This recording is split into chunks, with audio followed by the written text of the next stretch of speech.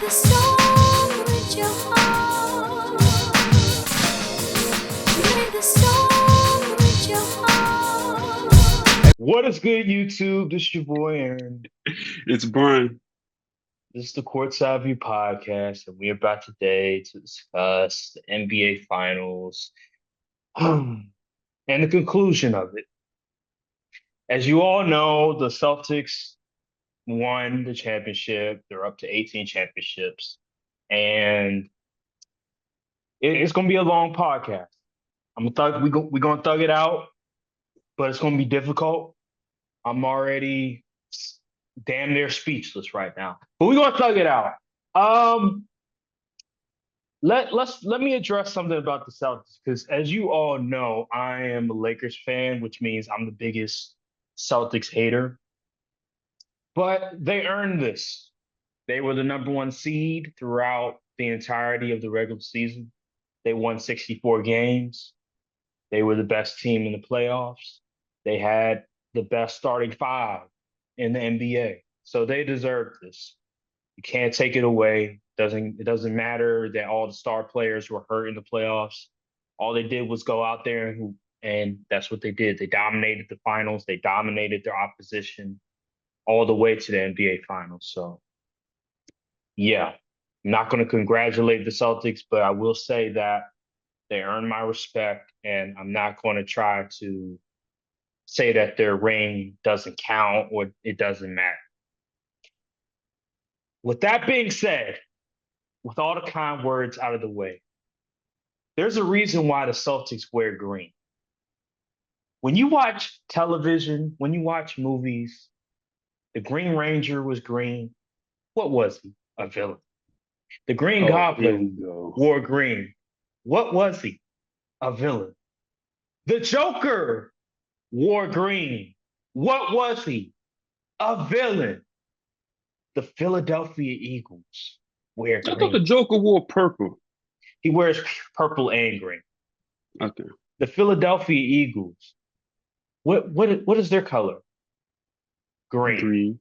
You see a common theme, Brian? You see where I'm going with this? You're saying green is the color of evil. Yes. Mm. Fan bases that predominantly have it green. And I know what you're going to say. Where the Green Bay Packers are green. We're green and yellow. It's half green, it's half yellow. Celtics, predominantly green. They advertise as green. The Green Ranger, the guy named Tommy, he didn't become good until he started wearing white. There's a reason for that. Because green is the devil's color. I'm just playing. But green is evil. Green is not good.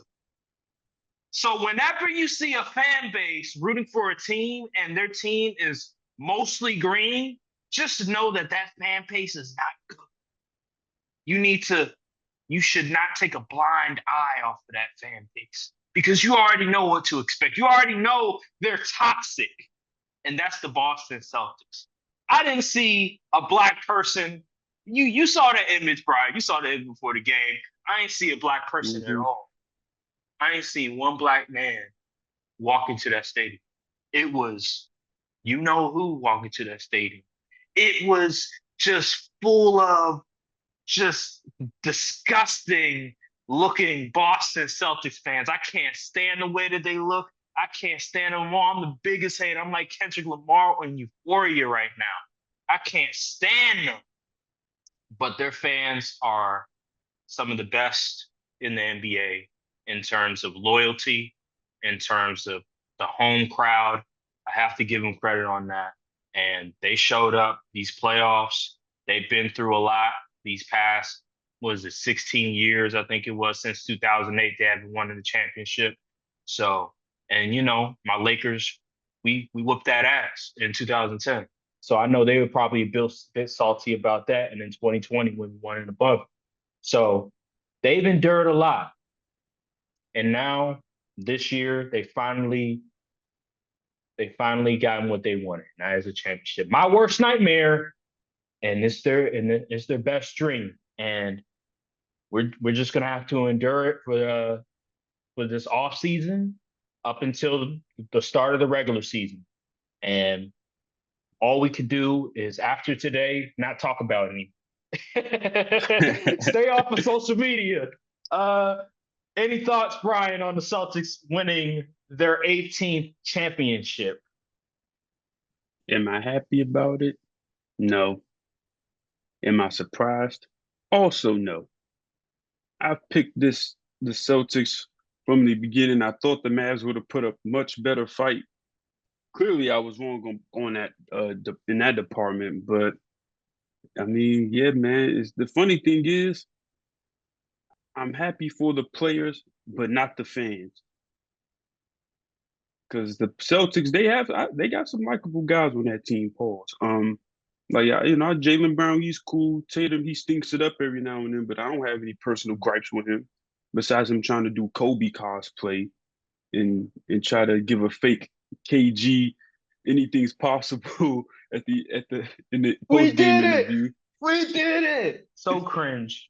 Yeah, but I mean, I'm happy for the players, but Al Horford, he got his ring after 80 million years.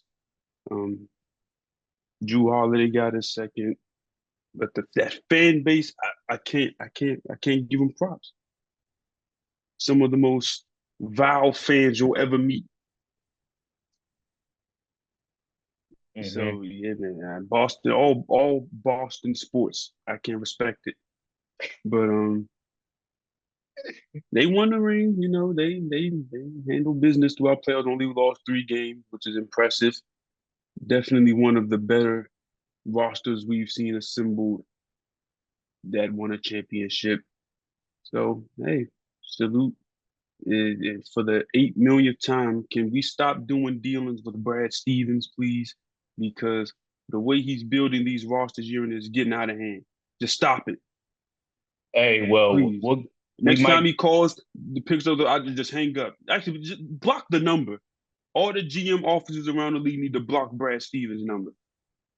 Well, hey, I know Drew Holiday had an amazing series. By the way, he was my what was it, X Factor, and he's probably arguably the third best player. But he did give Drew Holiday, who's 34 years old, an extension, a 4-year extension for like what was it, 140 M's? Like Mm-hmm. it was 34 years old. I know guys are extending their career a lot longer, but come on now. Come on now. Drew still played at a High level, but I think he got another 2 years of high level play in him.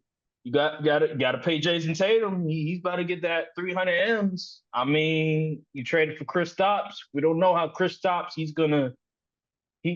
all right. Well, regardless, I don't want to. We're gonna get to that later on in time, but this is the Celtics day to celebrate. So, but all I'm gonna say is this: Celtics fans better enjoy it. You better enjoy this one because I'm telling you, it's gonna get more difficult from here. So you better enjoy this championship because tomorrow really, is not promised. Yes, that man Porzingis only played 2 games this series. He could barely walk. And they And then, still 1-5. Yeah, well, we're gonna get to why they won. Only it only took 5 games, but Al Horford, he's 38 years old. The dude, he ain't getting any younger now. Yeah. Drew Holiday, 34. Dude, like they ran with a 7-8 man rotation, actually pretty much 7-man rotation because Pritchard barely played. It was Hauser who was getting a lot of the minutes off the bench, and it was Porzingis coming off the bench. So they were really running a 7-man rotation, and they won because Dallas Mavericks didn't have much of a bench either. But yeah, man, just getting to just analyzing the game, it was pretty much the same old crap. I knew that game 4 wasn't a there wasn't much you could really take from game 4. I knew it was an admiration. I was like, Dallas is hitting all these threes all of a sudden. Guys are hitting open corner threes. Like, that's not going to work. Guys are catching lobs. That's not going to work. The Boston Celtics, they wanted to win at home. They knew that they had another game.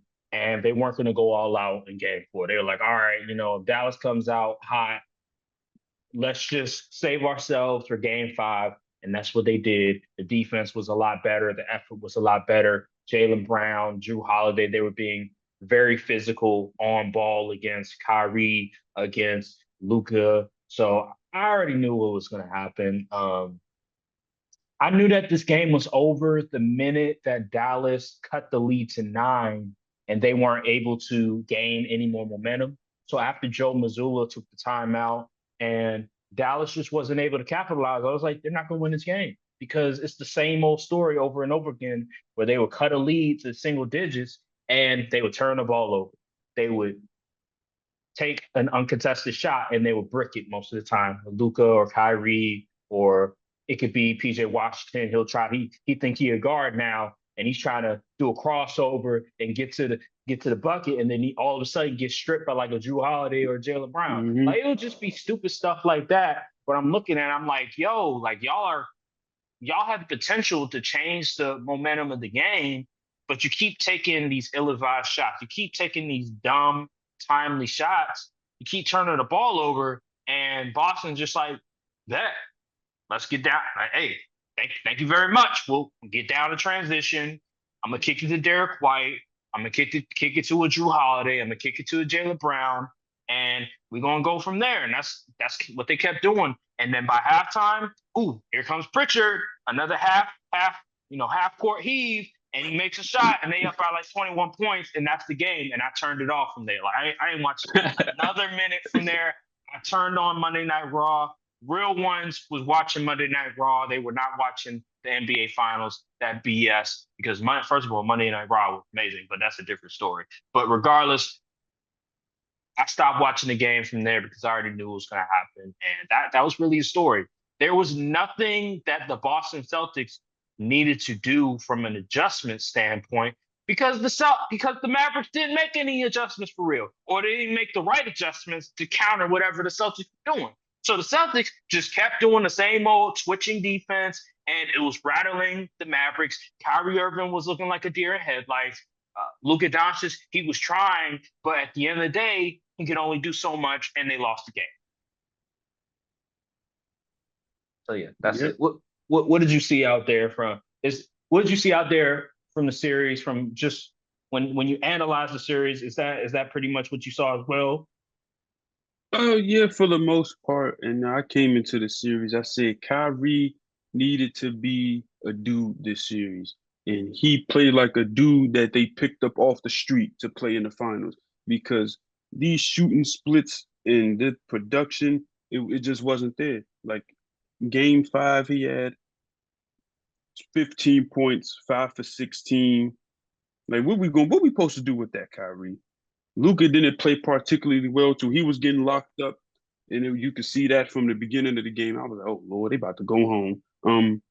But yeah, man. But like I said before, also the guys like PJ Washington was not going to get their game off, and the guys like Derrick Jones Jr. they was going to look like shells of their previous rounds in the playoffs because it's different when you get to the finals, and.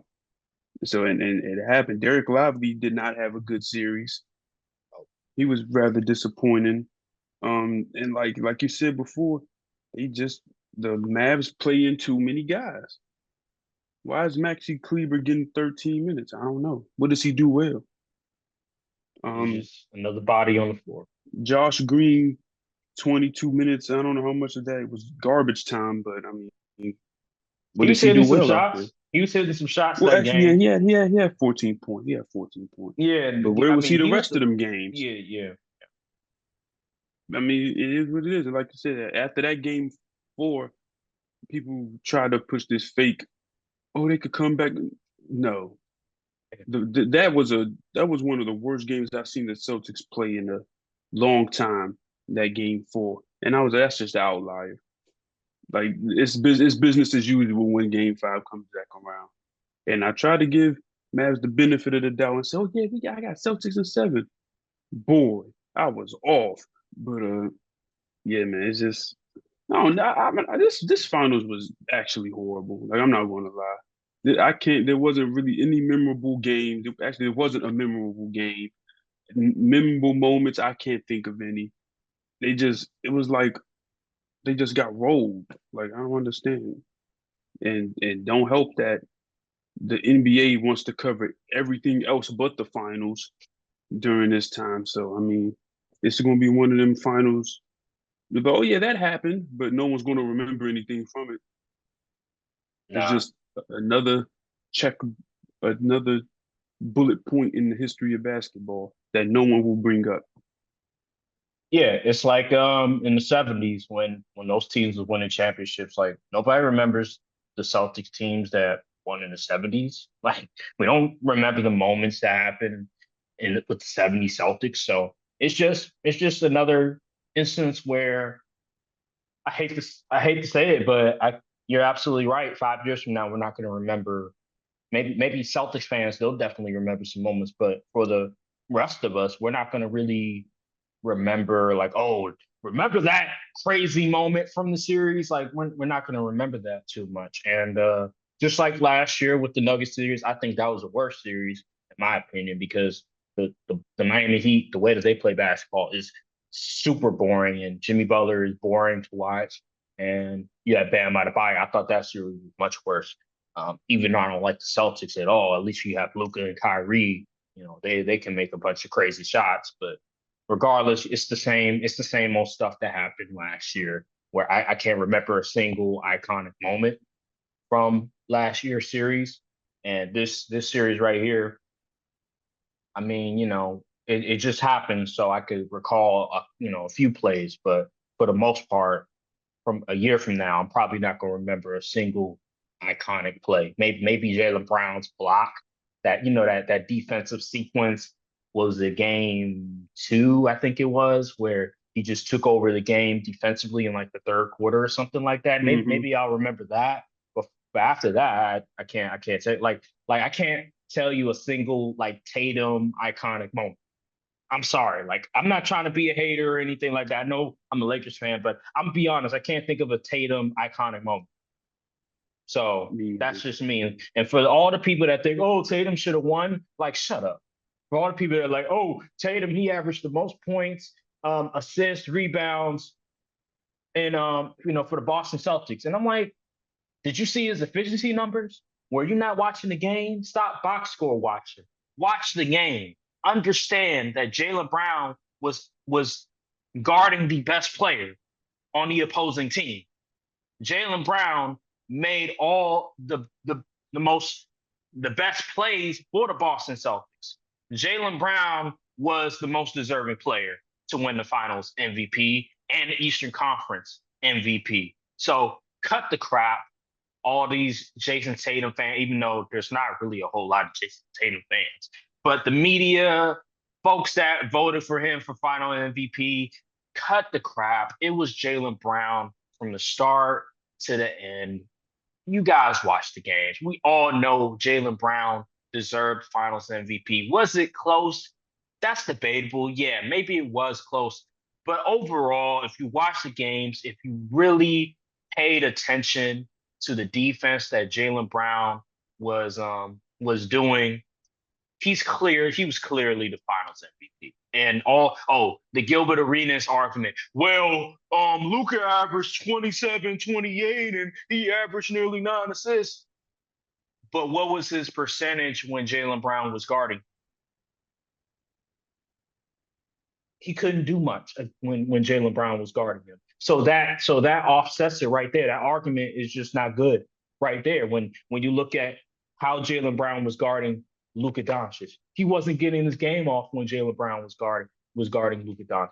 So I don't know where that whole argument. He was he still averaged his numbers, but he wasn't efficient when Jaylen Brown was on him. So that argument is just not valid at all. I don't care what you say about that. But anywho, yeah, I just wanted to say that real quick. How you feel about it? Do you think the voters got it right when it came to Finals MVP? Yeah, because Jaylen Brown was the engine earlier in the series, and he really set the tone for the Celtics. especially in games 1 and 2. And so, yeah, it makes sense that he was doing it on both ends of the floor. He was efficient. He had the last 2 games was a little shaky from him. I'm Mhm. not going to lie, but for the most part, he's been solid most of the series. He's been doing it all over the court. Hasn't been really turning the ball over like that. He's prone to lose dribbles in previous years because his left hand and all of that. But he played really good basketball. And at times I was like, are we sure Tatum is the guy on this team? Mhm. That's how I felt when I was watching at times. But yeah, man, I think they got it right. It really could have been a toss up, but if Jayson Tatum had put better performances together earlier in the series, we wouldn't be having this discussion. So the fact If that it's even yeah. even plausible, hey, I think the voters got it right.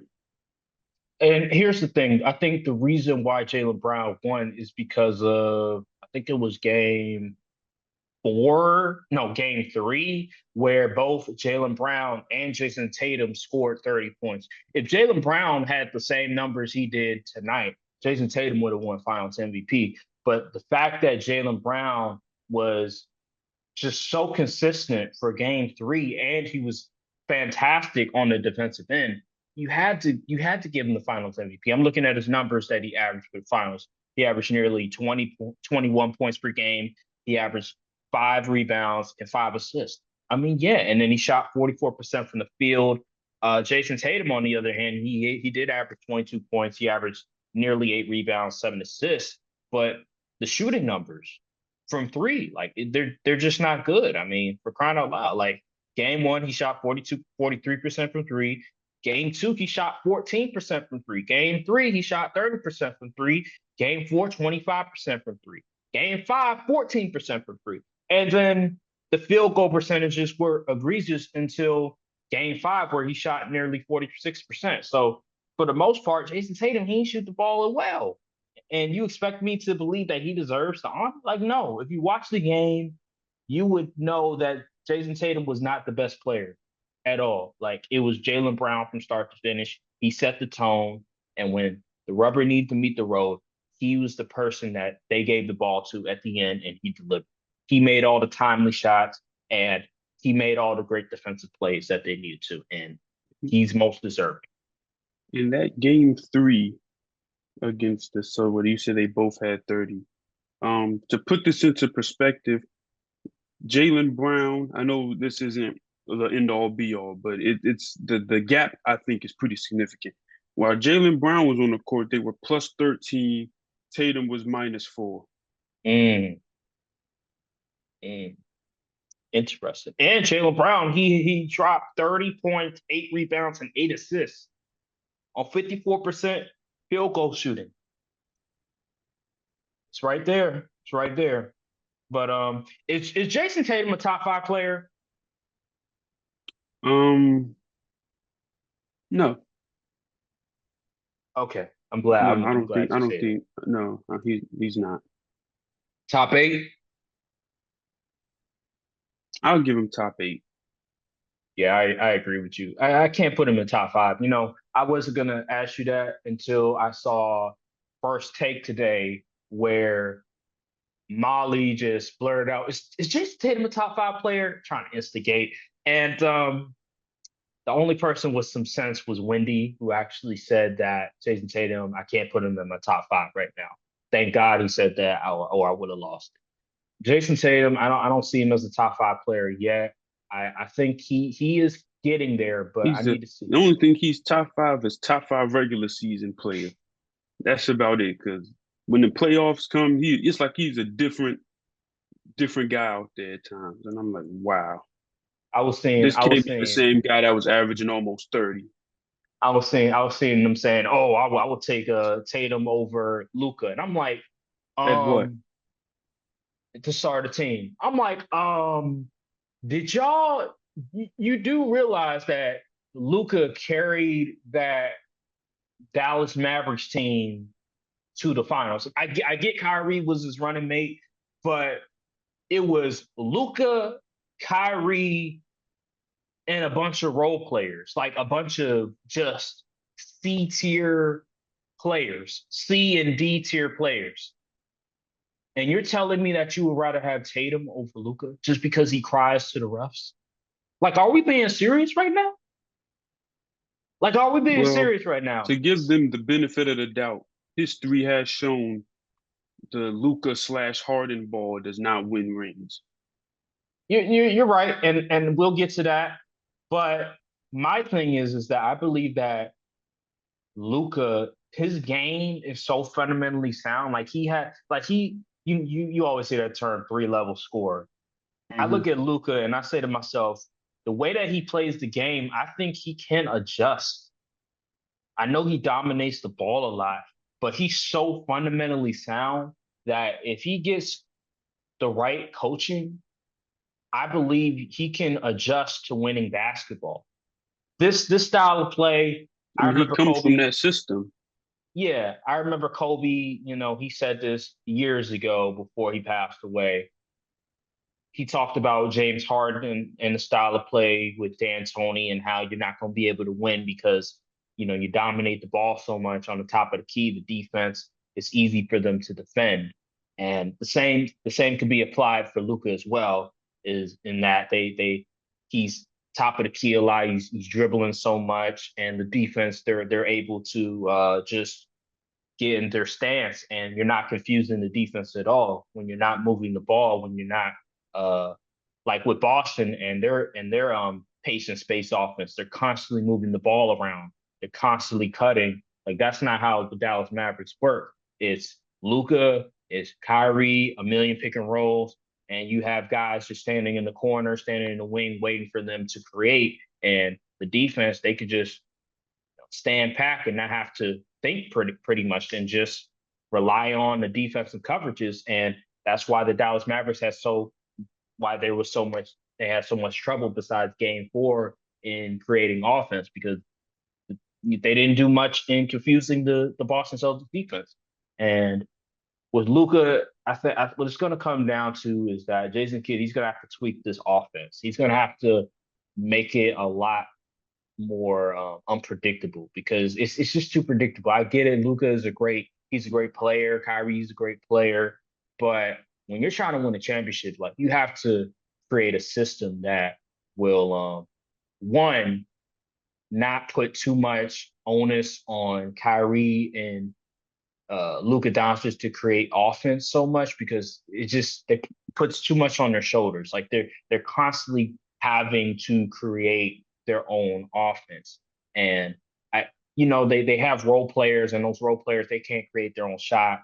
But there's times where I look at it, I'm saying like, okay, like can we like call a play for like a post up for Daniel Gafford since he looked like he played pretty well inside. I think it was either game 2 or 3. You know what I mean? Like call some plays for him or call a play for PJ Washington. It doesn't have to always be Kyrie and Luka. And until they figure that out, I just can't see them really progressing. I feel like making the finals is their ceiling. And after that, them winning a championship just goes out the window. Like you have to confuse the defense and them running the system is just not going to work. They're going to have to tweak a few things. Yeah, pretty much. In my opinion, I'm not too sure how you get the roster where it needs to be without trading. Like you need a guy like the whole Luke and Kyrie thing. It's great from an offensive perspective, but both of them aren't the best defenders. And yeah, I know Luka was hurt, and that takes effect and all that stuff. But Kyrie is not a good defender, and Luka's not that great of a defender either. So I don't know. It's just you need a guy that can score and also play on the other end. But fortunately, there's a lot of guys. There's not a lot of those type of guys in the league, Yeah. I think, and yeah. so I'm not too sure where the Mavs go from here. If they run it back, they're not going to get the same result. I'll tell you that much. Because other teams in the West are going to re up. The Thunder going to be back and probably be better. They get developed more team chemistry. Chet Year 3, which would really be like year 2 for him because he didn't play his rookie year. So yeah, man, it's just I don't know, but they really go from it. I think they do need to let, like you said, not rely on that Luka ball and try to get more design plays for the other guys. But Hmm. I don't know. I don't know why these coaches refuse to implement that strategy. Well, I agree with you. I don't know how they improve the team. They're definitely, I don't know what their cap situation is, but when you're paying, I think they're paying a lot. They're probably, matter of fact, look at I know Kyrie, he just got a new deal. He got a $200 million deal. Uh, I'm assuming they already paid Luka. Yeah, they paid Luka for sure. So they have two guys making over $200 million. That's going to put your cap in hell pretty much. So how do you improve that to where you can increase the ceiling of your team? I don't know. I just look at right now that they have to tweak the system. In my opinion, like if you're not going to really improve the roster so much, then you're gonna have to tweak the system a little bit to make it to where other players can get involved some more. Because if you're not going to improve the roster, then that's the only thing you can really do for the most part is tweak the system. And right now, I'm looking at Luka and I'm saying to myself, will he win a championship? Is the question. I know he's only 25, but will he win a championship? I don't know. I really don't know. They might give him the Dirk script and have him win on the later end of his career. Because Well, as of right now, I don't see it. I feel like this Mavs team is a team that's just they got their appearance, and then it's going to be a struggle to get back. It's hard to win consistently in the league.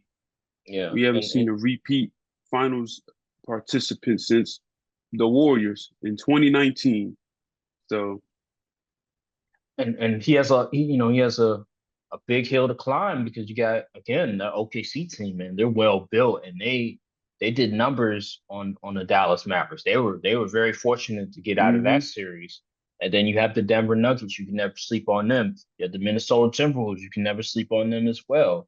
And it's going to be an uphill climb. Like you have those teams to constantly worry about for the next 10 years. Boy, oh my man. I don't know. They better figure out something. Luka is a tremendous talent. In my opinion, he's in my top three best players in the NBA right now. I put him third, under uh, Nikola Jokic and Giannis. I think those are the best two players, and then you have Luka at number three, just because defensively, I just think he needs to work on his defense if he wants to be considered over those two. Even though I understand Nikola Jokic, like he's not the greatest defender, but he's actually worked on his defense in the past 2 years, and his offense, it's not much you can do to him offensively. I just think he's a Right. little bit better of an offensive talent than Luka, even though Luka is a tremendous offensive talent. I just think Nikola Jokic is a touch better. But yeah, man, I don't know. It's gonna be one of those deals where this may be his best shot in a good time. It's gonna be his best shot because the run that they went on, they were very fortunate. They caught OKC when they were extremely young and still needed, a couple more pieces left. They caught the Minnesota Timberwolves, and he's 22 years old, and he's still not there yet. And the Clippers, they're on the decline. They're old. Kawhi Leonard got hurt again, and Paul George, he's not as good as he once was. So he was able to take advantage of uh, these teams in their way, and I don't know if he'll get that luck again. So yeah, and then Kyrie's Yeah. getting older too. Yeah. And I Yeah. think the whole mystique of playoff Kyrie is starting to dwindle because that performance was shocking. Like I looked at someone posted the shooting splits and all of that stuff between him playing in Boston this series and at home, and good grief, it was night and day. I don't know what he got going on in Boston. I don't know if it's just his attributes drop -10 when he steps foot in that city, but good grief. Yeah, yeah. I don't know. I don't know what it is, man, but he played well with in Dallas, but then he goes to Boston and he's just a whole different player. Seems like that crowd really rattled him. I do think a lot of that had to do with the defense of the Boston Celtics because of Derek White, because of Jaylen Brown, because of Drew Holiday. Those dudes are tremendous on-ball defenders, and I knew the series is going to be. I knew that the Celtics they had guys that could match up with Kyrie. I just thought that Kyrie was so great that he would figure out a way to prevail. But Jason Kidd, I said this in the previous podcast with what he needed to do in order to help Kyrie out, and they didn't make those adjustments. They just kept running the same old offense. And I understand why coaches do that when you haven't practiced it at all and you have a formula that's worked, that's gotten you there. So from the first round and on, you just say, hey, we just got to thug it out and figure it out from there. But at the end of the day, when you see something not work for 3 straight games, why not change it up? But Jason Kidd, he just said, hey, we just got to thug it out. They lost because of that. Any final words regarding this series? I do have some final words. Well, first thing, did you see Kyrie dapping up people before getting on the bench like he 2018? Bro, man, if you don't sit down, you did not play nowhere near well enough to be doing all that. Yeah, Get on the bench. This dude, man, he's a hilarious guy. All right, so you said you have a rant. Yes, and this is more so for the media more than anything, and specifically a 4-letter network, which claims to be the #1 source for sports. And I'll say this, this has been by far the weakest finals coverage I've ever seen in my life. The NBA should be ashamed, and the 4-letter network aforementioned should be ashamed.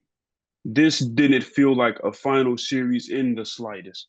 We have 3-day breaks between games. Why? There was no games over the weekend. Why? Unless you want to count Friday. Okay, sure, whatever, Friday, but no games for Father's Day. The scheduling was garbage. The presentation wasn't great. The halftime show was mediocre. There was no type of analysis really going on. They had no real ball knowers talking about it. And it was just it left so much more to be desired. There was no cool promos before the games. It just felt like a regular old series that could have been played at any time in the playoffs. It didn't have that finals atmosphere. And they got they had the YouTube TV finals logo on a court or whatever. I mean, whatever. That who cares? It just didn't have that finals atmosphere. And I'm not sure what the team in the NBA and I'm gonna say ESPN is doing, but they dropped the ball on this one, because this definitely is going to contribute to why this finals is so forgettable, and why no one's going to really remember this outside of the Celtics team being just stacked. And another thing, there needs to be some shame. And what I mean by that is, all before the series, all of these people on ESPN, they picked the Mavs, and I think they did it unintegrable, because there's no way you saw the Celtics in the Mavs and said, yeah, the Mavs gonna get this one easily. No. And the biggest shock, I was super shocked to find out that Tim Legler, of all people, picked the Mavs to win. And I feel like some funny business was going on, because they want to get, before the series, I said there was a graphic posted based on their official betting sports book. First of all, why in the world does a media company have a sports book? But anyway, that shouldn't even be a thing, first and foremost. But it said 89% of the bets were on the Mavs. And I said, they playing the game. I already knew once I saw that graphic, I right hand up to the man above. I knew the Celtics was going to win. I knew they was going to win because there's no way the league that the media has been grifting the Mavs fans and the NBA fan base to the utmost degree when it comes to this series because they gaslit us.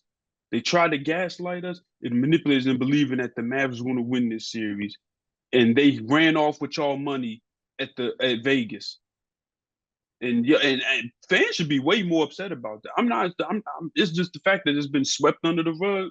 Like, hey, the ESPN's been pushing Mavs propaganda all up until the final started against the Celtics, and they said, hey, we all picking the Mavs to win, right? Right? You should bet on that, you know.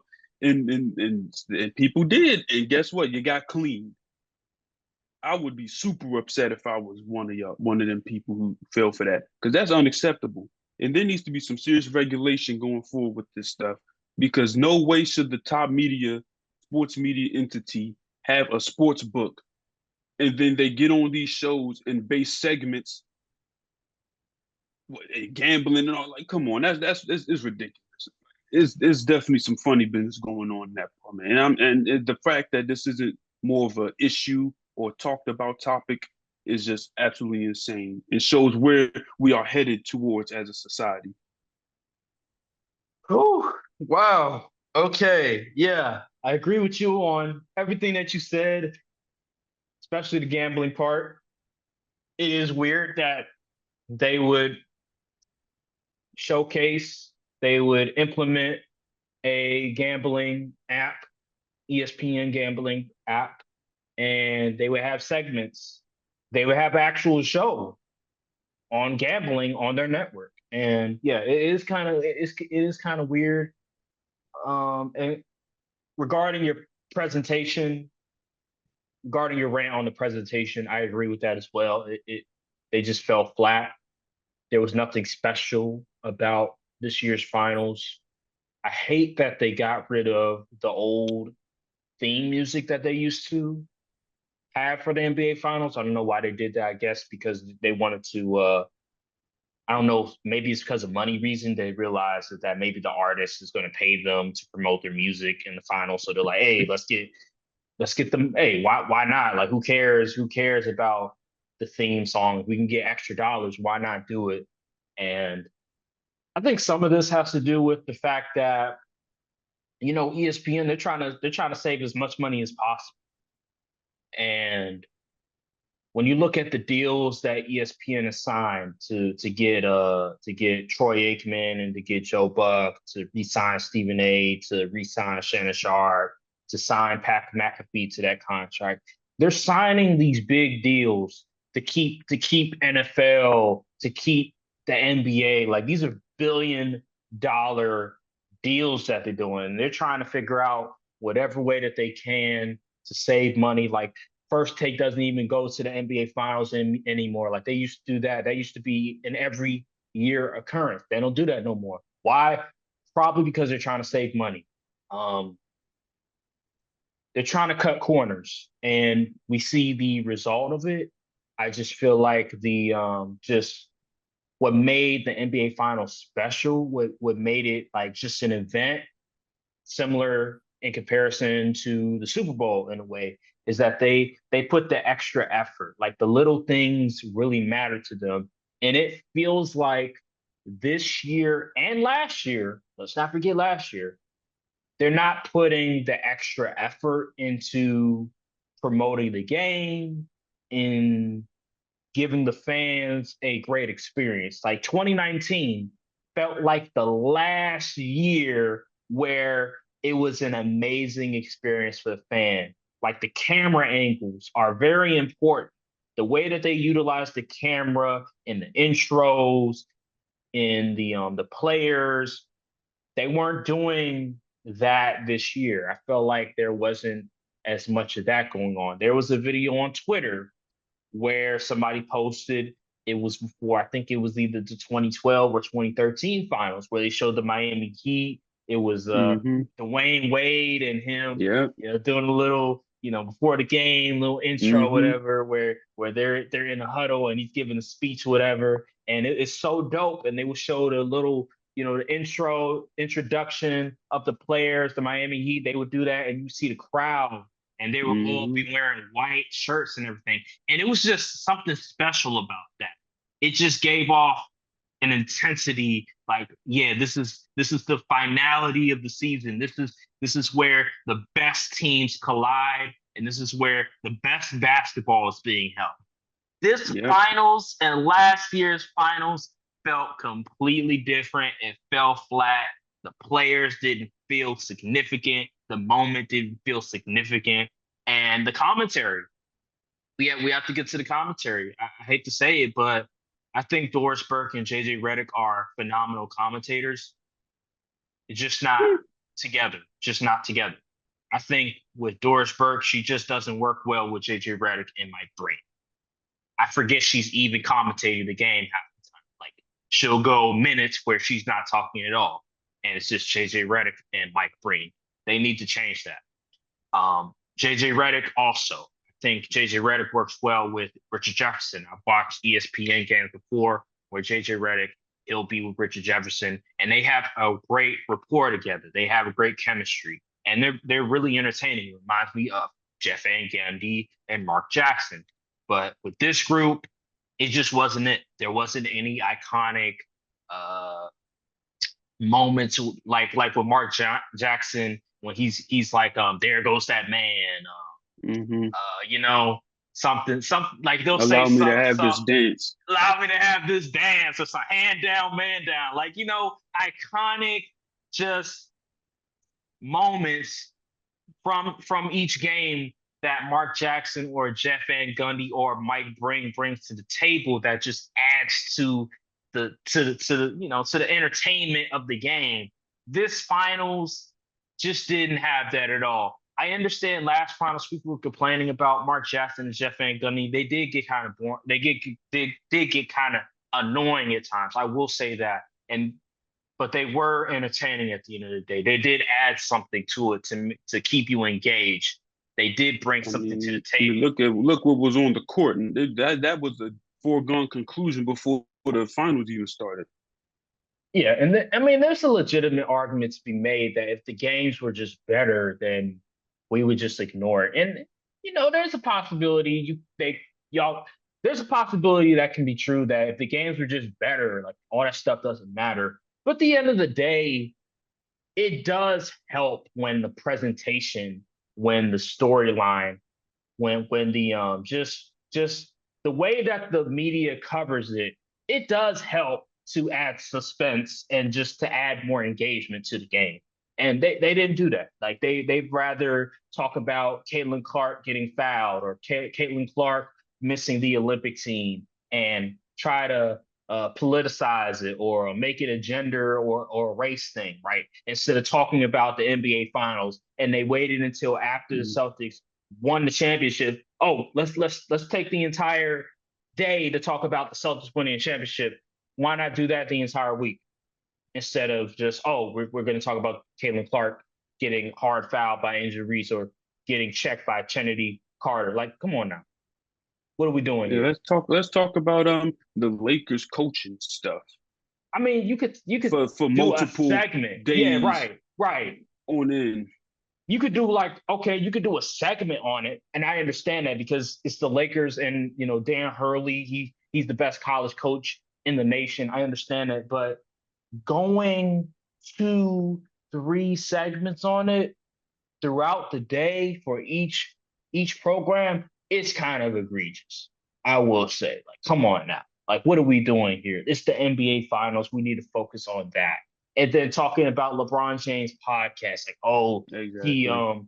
He's the master manipulator, and it's a bad look optic wise for Darvin, for LeBron James, because it seems like LeBron, he was scheming. He was scheming behind the scenes to get JJ Redick to be the next head coach. Like, okay, man, like what are we doing here? And I hope people understand, and I tweeted this out yesterday, what Stephen A is doing is not journalism. He is not a journalist anymore. He is a sports personality. He is entertainment. Yes, are there moments where he does journalism type work? Absolutely. But what he does now is not journalism. He is a personality. He is for entertainment purposes. Brian Windhorst is a journalist.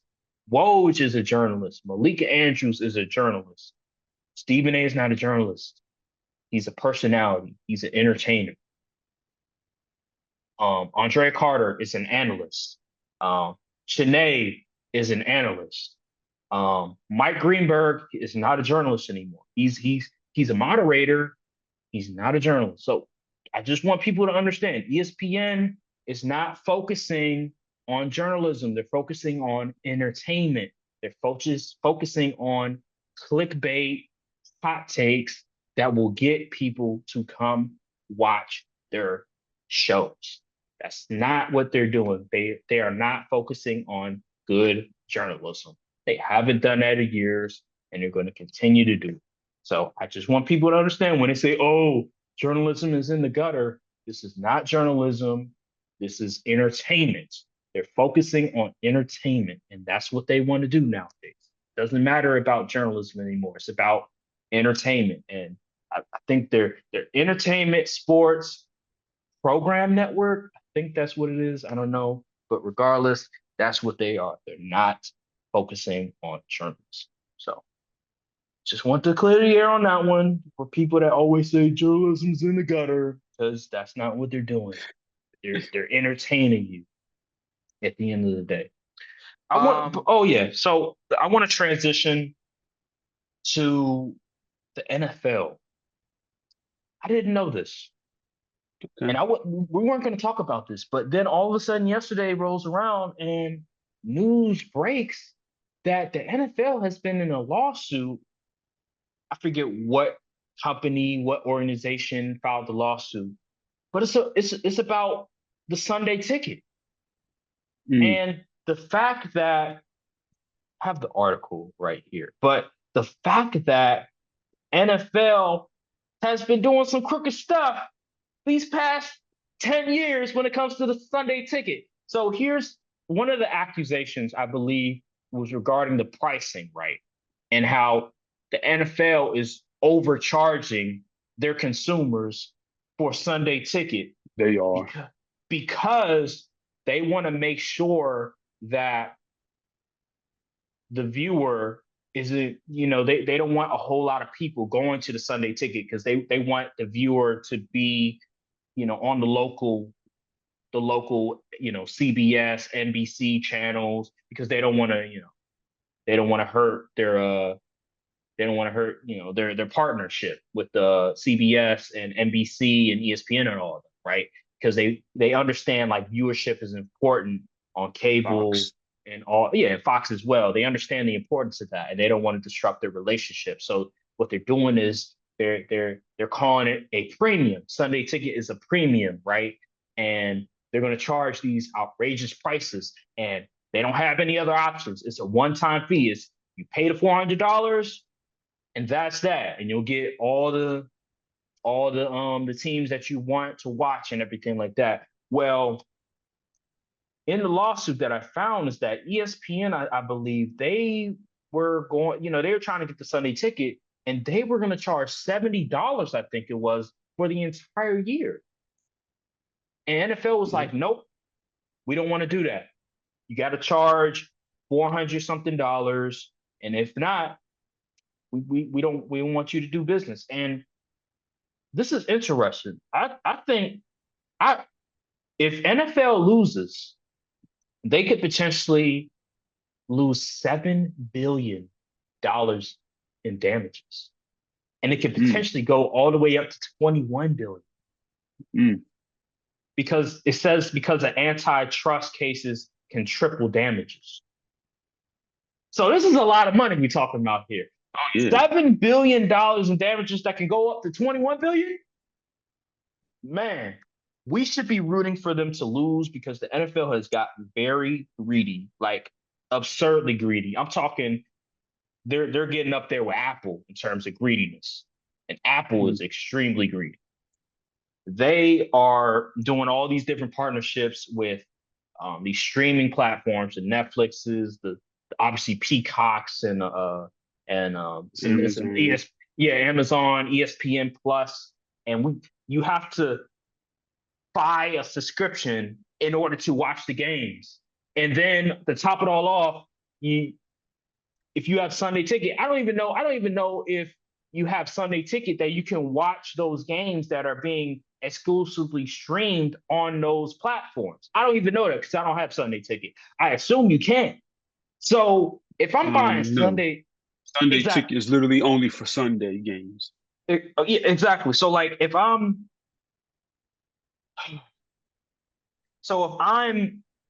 purchasing Sunday Ticket, right, I can only watch Sunday games. And it's a one-time fee, and I'm paying damn near $400 for it.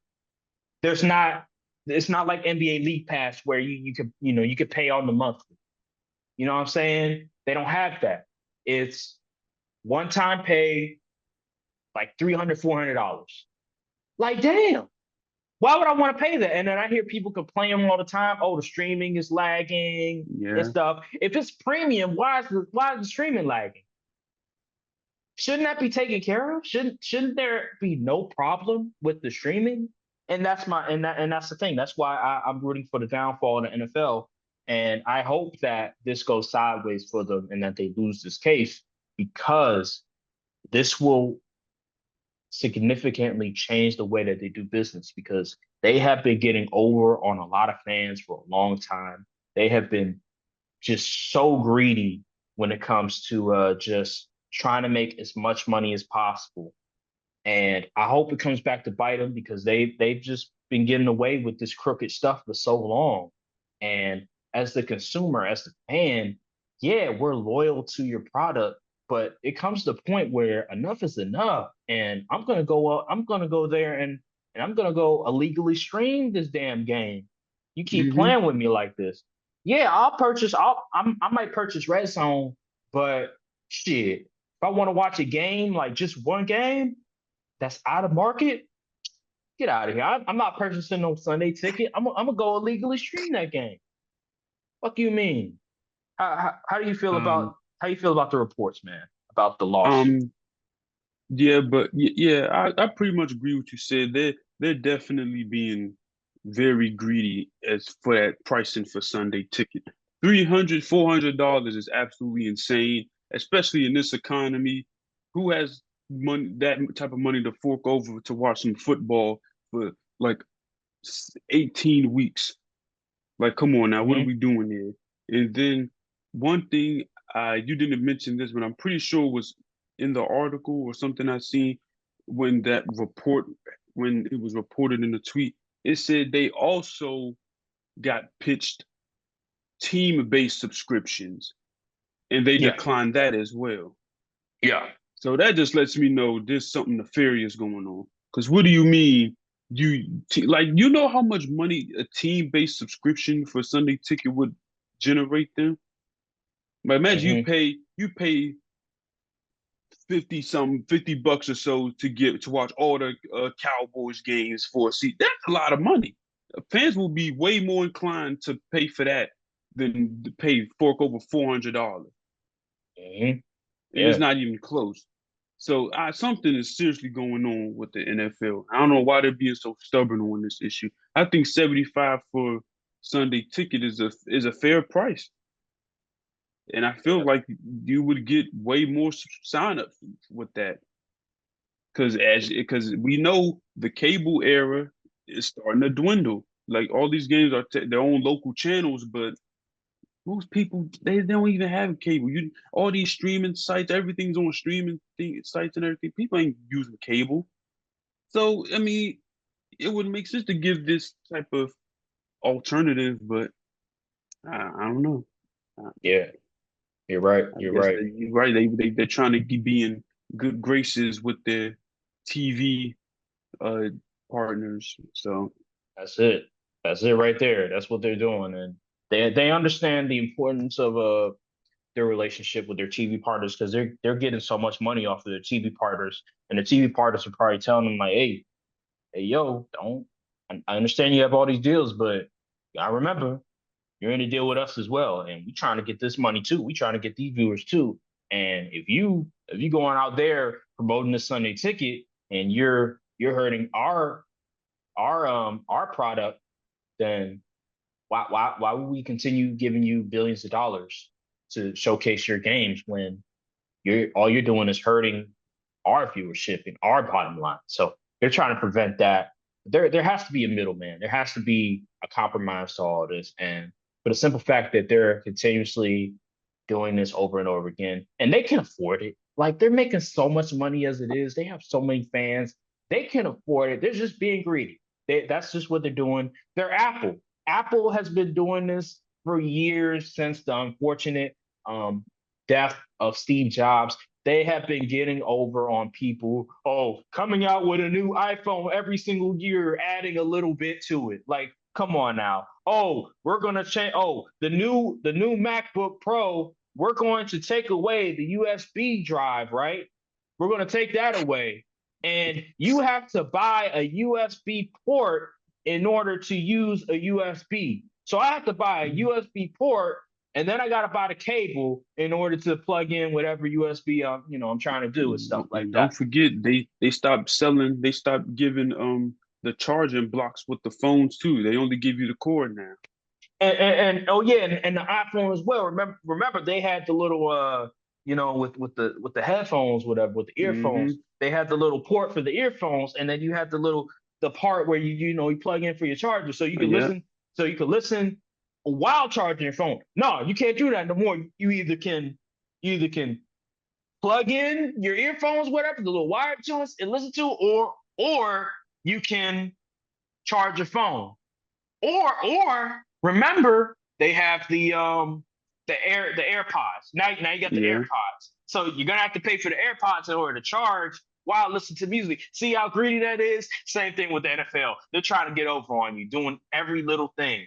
And that's the problem. That's the problem with they're doing. And it's not beneficial to fans at all. They've been getting over on the fans because they know that the fans are going to view the product regardless. I mean, for crying out loud, Peacock, I think the NFL playoffs generated over 20 million views on Peacock. I think it was the Chiefs versus the Dolphins game, generated over 20 million views. So they know that they can get over no matter what. And look, man, when Netflix gets the Christmas Day game, man, they're going to get over 20-something million views too. Oh, They know what they're doing. They know what they're doing. And it's greed is a motherfucker, and they're making so much money off it. And their day is coming. And hopefully it's this lawsuit. Yes, Lord willing, Lord willing. All right, let's transition to another NFL topic. Trevor Lawrence just got paid. He was able to get a extension, $275 million extension. My God. He is now the highest paid quarterback, actually highest paid player in the NFL, and he's averaging $55 million per year. That's the average on the contract. That's more than any other quarterback. He is taking home, I believe it's $142 million upon signing, fully guaranteed. Yep. My God. Just your reaction to the contract. How do you feel about this? Hey man, I've been saying the price of the brick goes up every single day. You don't get these deals done. And Jerry, Steven, you're going to have to make some tough decisions, buddy, because the time is ticking and there's other QBs that's still going to get paid coming up. So if you want to sit there and twiddle your thumbs in the office trying to play stupid money games or whatever, you're going to pay the stupid money price because you either not going to have a QB or you're going to have to fork over $60 million. So, hey, the choice is yours. So, but Trevor Lawrence, unfortunately, you just have to pay the market. I don't think Trevor Lawrence has done enough to garner being the highest paid QB, but the way of the market, where you got to pay what the market price is. So if you want to have a QB you think could be consistently top 10, that's the price you got to pay. So it was pretty inevitable, and yeah, it's just the game. That is the game. I listen, the Trevor Lawrence deal, you can feel however you want to feel about Trevor Lawrence. Does he deserve the deal or not? But like you said, the market is what the market is. And I think the Jaguars, they're looking at it from a perspective of potential. They think that Trevor Lawrence last year was just an anomaly and that he'll get back to his form. All we have to do is tweak stuff from the offense, and we'll get better from there. Offensive line gets a little bit better. He'll be a top 10 quarterback again. And they feel like with his talent, with his ability, with his arm and mobility, that he'll be able to live up to the contract. I don't know if that's true or not, but we'll see. We'll get to the Trevor Lawrence thing a little bit, but I want to touch base on just in terms of like quarterback markets and these teams just reluctantly wanting to pay their quarterback top end money, like what the Jaguars did with Trevor Lawrence. I have to say this. I'm getting sick and tired of these organizations thinking that you can continuously just say, we're going to leave it alone. We're going to wait until the last hour to offer a deal to do something about the quarterback. I'm getting sick and tired of these organizations and that mindset because it's just not realistic. It really isn't. So I'm looking at the Dolphins with Tua. If I'm the Dolphins, I'm not paying Tua that money. I'm not paying them 50-something million. So what did they do? What did they do? They brought him back. Why? Trade him. Get him out of your building. Trade him. Somebody's going to want Tua because he's a top 15 QB in the NFL. He's a Pro Bowl caliber QB. He's averaging really good stats for a QB. There's a sucker out there. Trade him and trade up in the draft. Try to get, I don't know, maybe you could try to, if you're lucky, maybe a JJ McCarthy might slip in your hands. Maybe a Michael Penix shoot. Who knows? But you cannot continuously think that you could wait until the last hour to pay Tua his money because he's going to want over $50 million because that's what the market bears. They gave Trevor Lawrence that much money. What do you think Tua? What do you think Tua looking at? Oh, what? Trevor Lawrence getting 55 M's? I deserve that much. I'm putting just as good numbers as he is. So yeah. Well, like, come on now, bro. Like this whole idea of we're gonna wait until the last minute, we're gonna see if he can still prove it after he's been in the league for 4 years.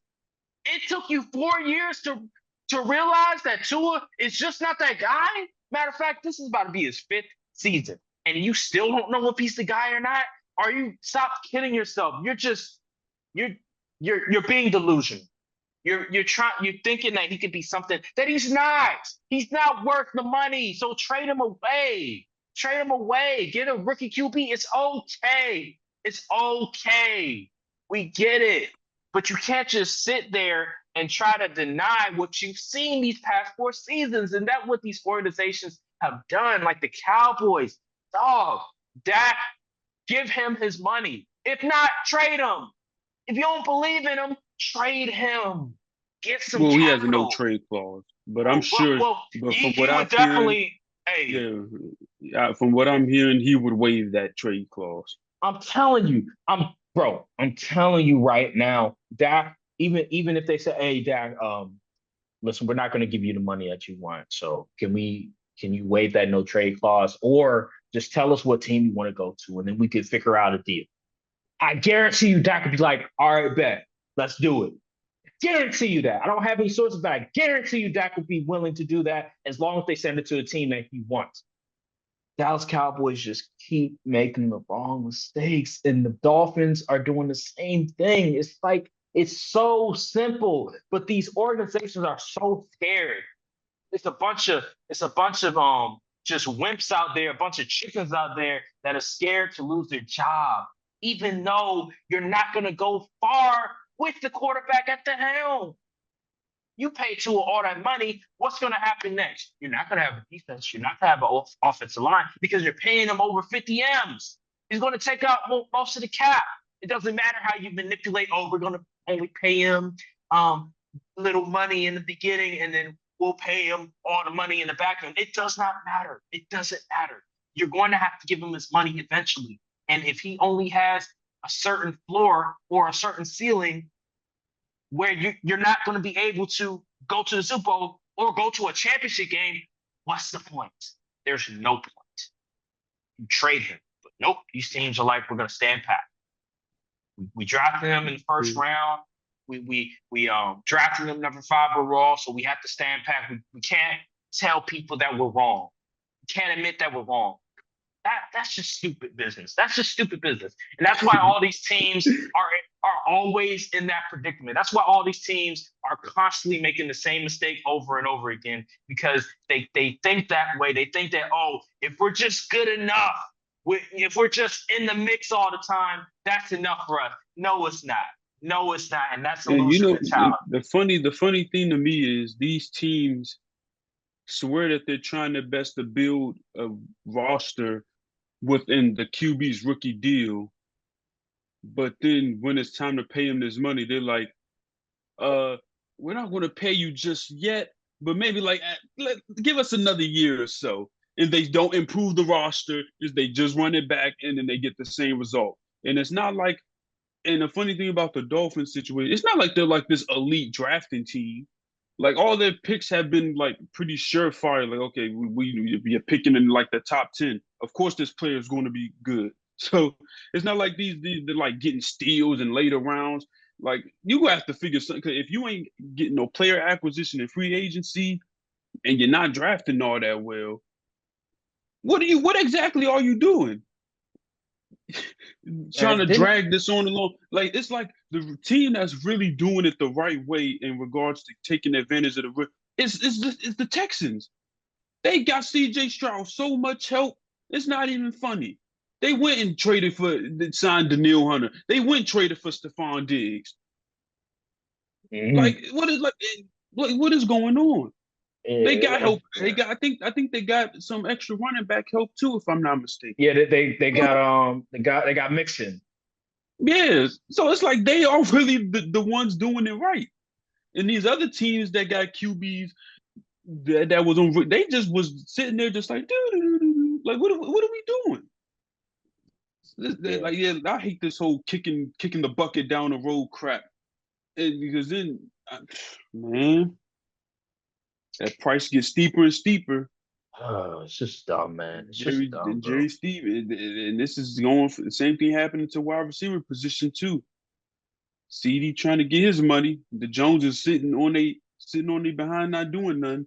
Brandon Ayuk trying to get his money. The 49ers like, If you're not gonna pay him the money, trade him.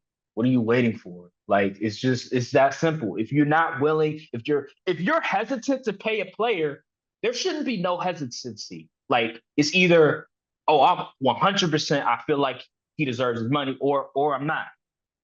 It's simple as that. There shouldn't be no hesitancy when it comes to paying a top guy money. Like CD, there shouldn't be no hesitancy. Micah Parsons, you should be like, we're gonna give you your deal like right now. Like what is there to wait for? It's either he deserves his money or not. And if you feel like we can't abide by what you want, trade him. You're going to get a lot of capital. That's just the business we're in. And guess what? You're going to get some valuable draft picks back. And if you have a good scouting department, which I believe the Cowboys do have a good scouting department, you'll be able to find a quality, maybe not on that level, maybe not on the caliber of a CeeDee Lamb, but you'll find another quality player to replace them. So what are you tripping about? Either he deserves it or he doesn't. It's that. It's just simple as that. And these teams just, for whatever reason, they want to play hardball. You cannot play hardball.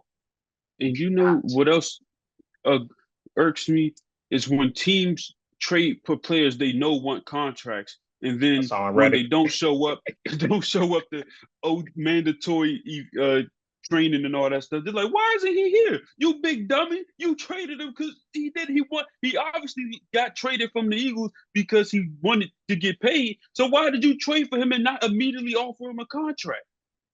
Damn, At he least only the Bears, cost when they one first. traded Montez Sweat, they said, okay, we're gonna pay him right now. Yeah, exactly. And he's worth the money. He was actually really good for them. Yeah. And they were like, oh, damn, Hassan Reddick only costs like, what was it, a third round pick? Damn, that's a steal. Yeah, but he's a contract year though. And he's going to cost a lot of money because he's a pass rusher. It's just dumb mistakes, man. It's just dumb mistakes. These organizations. That's why I'm glad I'm a Packers fan, because at least we have our moments where we do some dumb mistakes. Like, some organizations, they have their moments, but for the most part, when it comes to the Packers, at least they understand, like, all right, we can't give you all the money that you want, Devontae, but we'll just trade you. We'll get a first and we'll get a second. Aaron Rodgers. Yeah, you want all that money? Yeah, sorry, we're just gonna trade you. Like, they have a plan B. You like, gotta cut your losses. There's a plan B in place. It's not just a plan A and then there's no backup plan. Like, no, we have a backup plan in case things don't work out. And a lot of these teams, they just don't have a backup plan, and that's just the problem. And that's why a lot of teams just don't win. And a lot of teams are just afraid to do stuff as preventative measures for the Packers. When they drafted Jordan Love, people was like, what? But then I look at y'all got rid of your QB and it was immediately back in the playoffs. So it all worked out. Yep. And then he y'all gave him some money, and it wasn't very much. Continue. Yeah. So these just organizations, they just, for whatever reason, they just think they could get over all these players, and that's just not the case. When you have a great player, you have to pay your great player what the market bears, and if not, trade. And these teams, for whatever reason, they want to continue to play hardball. They think that, we're just going to do a franchise tag, and that's that. The Cincinnati Bengals with T. Higgins, they got over on him. He signed that franchise tag, but I guarantee you next season, that's not going to be the case. T. Higgins will be gone. And if they're smart, they trade T. Higgins and not just let him walk and stuff like that. And yeah, man, it's just these teams. I just don't get it. We'll see with the 49ers. We'll see what's going to happen with Brock Purdy, because I'm interested to see how that contract negotiation goes. Will he be the next one up for the highest paid? And my thing is, these orgs try to play us like we slow or something. So you mean to tell me the 49ers, they're like, oh yeah, we want to keep Brandon Ayuk. We want to keep, but then you draft Ricky Purcell with your first pick in the draft? Mm-hmm. What? Listen, you can fool people that ain't paying attention. You can't fool the people that are paying attention. That sounds like a bunch of foolishness. Yeah, I think. And what honestly, it is, they paid the wrong player. They paid Debo, who's not even a real wide receiver who can run real routes, versus the guy who can actually play the position and get consistent separation.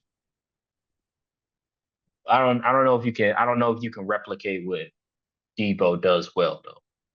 But think about it. Debo, they paid Debo because he was a ball carrier, and as well he could do a lot of things in screen game. But then you went and traded for Christian McCaffrey, who does those things but better than him. That's true. Yeah. But now you have two of those guys. Exactly. And Debo's production has been on a decline. And it's time in the playoffs. We're like, where's Debo at? They're not really getting him involved at all. Mm-hmm. So, I mean, something's got to give. Mm-hmm. Mm-hmm. Yeah, I just look at the 49ers situation right now. They're going all in. That's just what it looks like with me. You draft a wide receiver in the first round, and you're not trying to trade Brandon Ayuk right now, and you're not giving him the money that he wants. They're probably looking at a situation where, okay, this is our last dance in terms of Brandon Ayuk and having all these gifted receivers on one team, and then we'll probably trade him after the season's over, or we'll let him walk. Same with the Bengals as well with T. Higgins. They drafted a receiver in the third round, I believe it was. They're probably going to draft a receiver again in next year's draft. They're looking at it from the standpoint like, okay, let's go all in, let's lock in, let's try to win the Super Bowl this year. and then T. Higgins will probably be gone by then. So I think that's what the 49ers and the Bengals are looking at right now, and that's why they're trying to hold they're holding their wide receivers because they're looking at it from a like, okay, this is the last year we're going to have them there. And is it fair? No, but I can understand from a GM perspective how they look into it.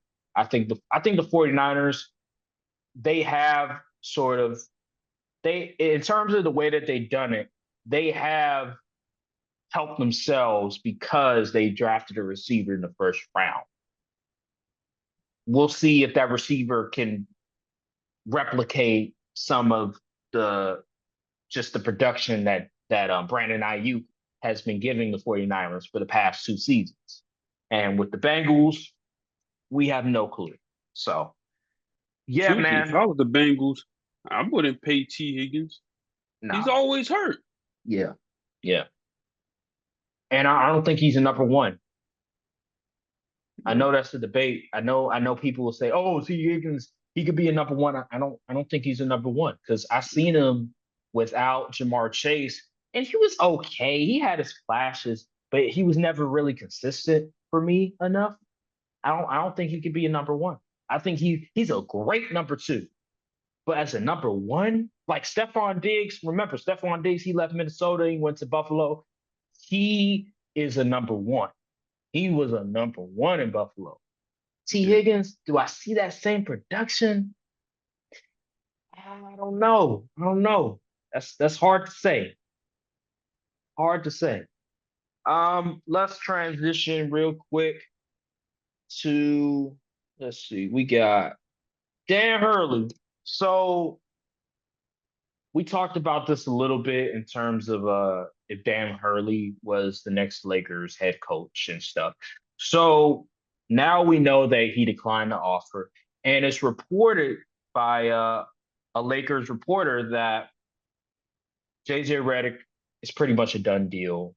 He's going to be the next Laker coach. But back to Dan Hurley. Listen, with everything that came out after the news broke that he's not going to go to the Lakers, I'm not feeling some type of way about it at all. He's a college head coach, and the transition from college to NBA, the percentages is not very high, and just the way that the family has been talking about the situation ever since the news is broke, it's been kind of cringe.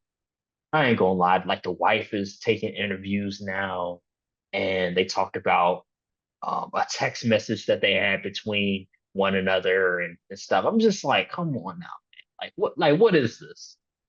But whoever, at the end of the day, whoever the Lakers hire, man, like, please just be somebody that knows X's and O's, somebody that can just demand the best out of the players and that uses their timeouts effectively. That's all I ask for. If you can find a coach like that, then by all means, if that's JJ Redick, whatever. But I'm not too sad. I'm not like all these other people that are just so disappointed that Dan Hurley didn't choose the Lakers. I really don't give a crap because it's a college head coach, and a lot of times they don't transition to the NBA. So this to me is just a bunch of people overreacting because he's a college coach. They barely transitioned to the NBA anyway. So, and he didn't want to go there in the first place. And yeah, you could argue that, oh, they lowballed. But if you think about it, and I think they did kind of lowball, because if you're really trying to convince a coach that's in UConn, that's completely comfortable where he's at, his entire family's completely comfortable where they're at. If you're trying to really convince that coach to come to the Lakers, it needs to start at 80 million, not 70 million, 80 million. And they started at 70 million. And I don't think they negotiated any farther from there. I think they just offered him the deal and that was that. So, I mean, yeah. Well, what is your reaction to the news that Dan Hurley declined the Lakers job? I wasn't very shocked, because it seems like every time these people swear things are a done deal when it comes to the Lakers, it's always a curveball at the very last second. Like, oh, never mind. And it's like, does anybody know anything at this point? Because it's getting ridiculous. So yeah, I thought, yeah, like you said, the 70 mil thing, like, come on now. If Kentucky offered him 100 million and he was like, no, what made you think that he was just gonna settle for 70 mil just so he could coach LeBron for a year or two and then have to pretty much rebuild a roster on his own? Like, who, like, why would he? Come on now, let's be realistic here.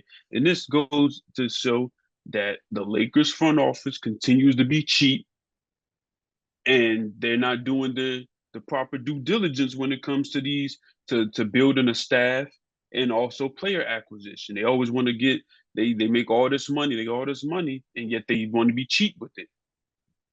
And this is what happens. You miss out on these type of opportunities, and now you're gonna have to get a guy who's probably gonna have to hire a guy that has no lick of coaching experience. He's good with the X's and O's, but it's a different thing when you got to command and lead that locker room and win some basketball games, especially when you're at an age where you could still be playing.